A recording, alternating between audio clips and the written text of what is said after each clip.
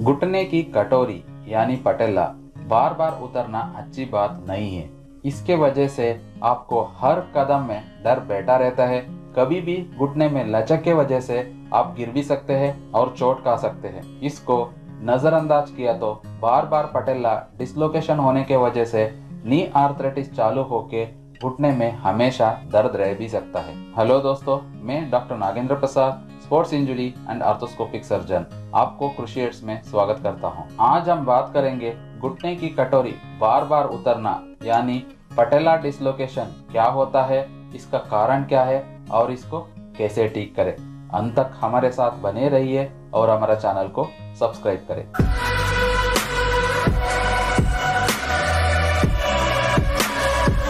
घुटने की कटोरी बार बार उतरना अक्सर कम उम्र में दिखाई देने वाला प्रॉब्लम है। ये ज्यादातर 10 साल से 30 साल के बीच में दिखाई देता है। ये आमतौर पर महिलाओं में ज्यादा देखने को मिलता है। पटेला डिस्लोकेशन का कारण के बारे में बताना है तो इसको हम दो कैटेगरी में डिवाइड करते हैं। पहला मुख्य कारण है डेवलपमेंटल प्रॉब्लम्स, जैसे कि जिन लोगों के घुटने चलते वक्त आपस में टकराता है, जिसको हम नॉक नी अथवा जीनो वाल्गम बोलते हैं, और कुछ लोगों का लिगामेंट जन्म से ही लैक्स अथवा ढीला रहता है। कुछ लोगों को पटेला नॉर्मल जगह से ऊपर रहता है, जिसको हम पटेला आल्टा बोलते हैं, और कुछ लोगों में घुटने की हड्डी सही से ना डेवलप होने के वजह से पटेला डिस्लोकेशन होता है। ऐसे लोगों में एक साधारण चोट काफी है पटेला डिस्लोकेशन होने के लिए। एक बार पटेला उतरने के बाद इन लोगों में बार बार पटेला उतरना चालू हो जाता है। जिन लोगों में कोई भी डेवलपमेंटल प्रॉब्लम ना होने के बावजूद भी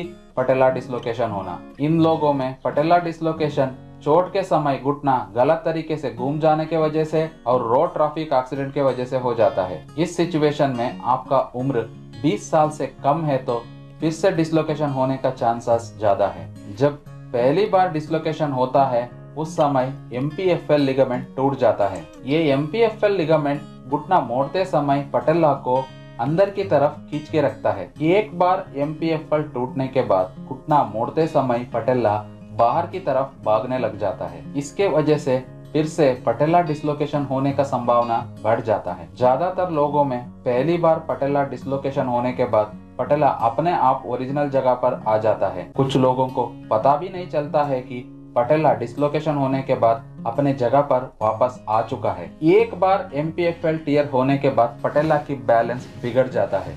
पटेला घुटना मोड़ते समय बाहर की तरफ जाने लगता है। इस कारण से पटेला और फीमर बोन का घिसावट चालू होता है। ये आगे चल के कुछ साल के बाद नी आर्थराइटिस का एक कारण हो सकता है। ये आने वाले समय में घुटने की दर्द को खत्म करने के लिए नी रिप्लेसमेंट का कारण भी बन सकता है। इसको हम सही पता करने के लिए एक्सरे, CT स्कैन और MRI का मदद लेते हैं। एक्सरे से पटेला में कोई फ्रैक्चर है तो पता कर सकते हैं। CT स्कैन से फ्रैक्चर और हड्डियों में कोई टेढ़ापन है तो पता कर सकते हैं। MRI इसको पता करने के लिए सबसे बेस्ट जांच है। इससे cartilage damage, MPFL ligament tear और सॉफ्ट टिश्यू इंजरी को भी पता कर सकते हैं। इसका इलाज के बारे में बताना है तो पहली बार पटेला डिस्लोकेशन होने के बाद रेस्ट, शॉर्ट टाइम इमोबिलाइजेशन और आइस पैक लगाना चाहिए। सूजन और दर्द कम करने के लिए एंटी इंफ्लेमेटरी मेडिकेशंस का मदद ले सकते हैं। MRI में आपको हाई ग्रेड MPFL टियर है और आपका उम्र